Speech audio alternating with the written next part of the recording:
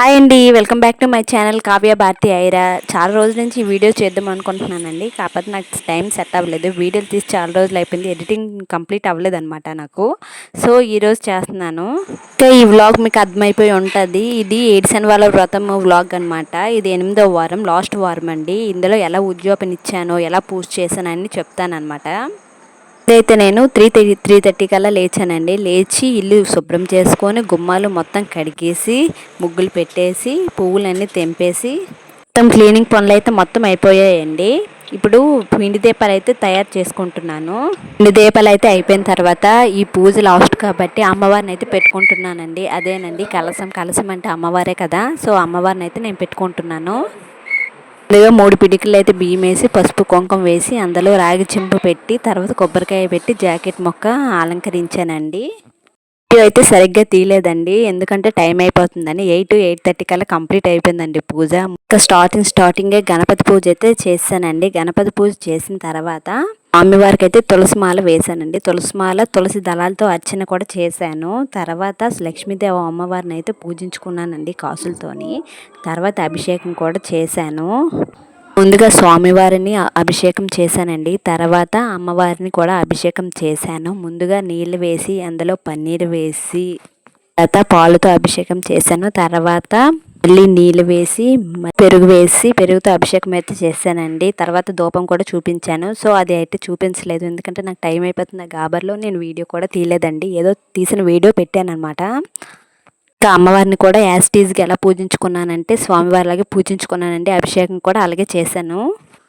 అమ్మవారి అష్టోత్తర నామావళి కూడా చదువుకున్న తర్వాత శనివారాల వ్రతం కథ అయితే చదువుకున్నానండి. చదివేసిన తర్వాత పూజ అయితే మొత్తం కంప్లీట్ చేశాక నాకు 8:30 అయితే పూజ కంప్లీట్ అయితే పడిందండి. నేనైతే 5:30కి అయితే స్టార్ట్ చేశాను. నాకు 8:30 అయ్యిందండి పూజ మొత్తం కంప్లీట్ అవ్వడానికి. నైవేద్యాల విషయానికి వస్తే నాకు దొరికినవే నేను పెట్టానండి.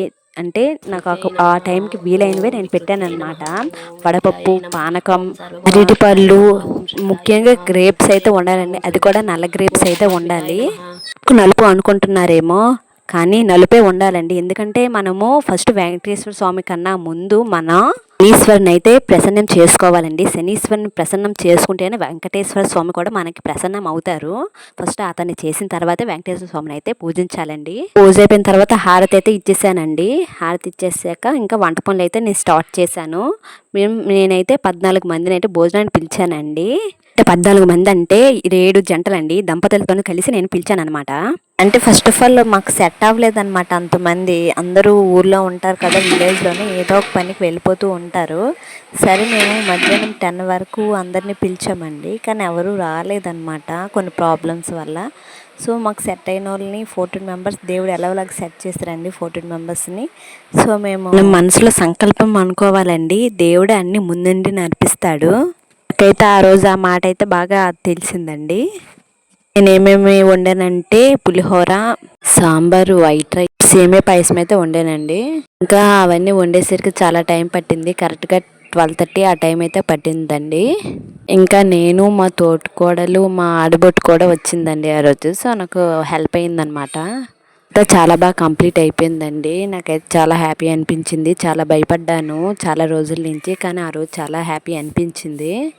వీళ్ళందరూ తినేసిన తర్వాత ఐటమ్స్ అన్నీ చాలా బాగున్నాయి, చాలా బాగా చేశారు అన్నారండి. తర్వాత నేను తాంబూలానికి అయితే రెడీ చేశాను.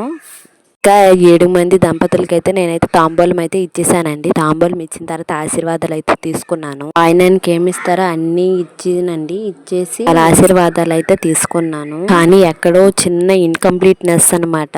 ఎందుకంటే ఆ టైంకి మా బావ అయితే రాలేదండి. ఆ టైంకి ఏదో అర్జెంట్ పని ఉందని వెళ్ళిపోయారు. సరిగ్గా పూజ అయ్యే టైంకి అయితే వచ్చారనమాట. అన్నిటికీ దేవుడే ఉన్నారులే అనుకొని నేనైతే ముందుకు సాగానండి. వీడియో చాలా లాంగ్ అయిపోతుందని కొన్ని క్లిప్స్ అయితే కట్ చేశానండి. కొంతమంది దంపతులు పిలుస్తారండి, ఇంకొంతమంది ముత్తైదువులు పిలుస్తారండి. మనం ఏదైనా చేసుకోవచ్చు. అయితే దంపతులనే పిలిచానండి 7 మంది. నేనైతే ఉపవాసం నైట్ వరకు ఉన్నానండి. నైట్ కూడా టిఫిన్ చేశాను. ఇంకా నేనైతే వెంకటేశ్వర స్వామి గుడికి అయితే వెళ్ళానండి. అది కూడా మా ఊర్లోనే ఉంది ఆ గుడి అయితే.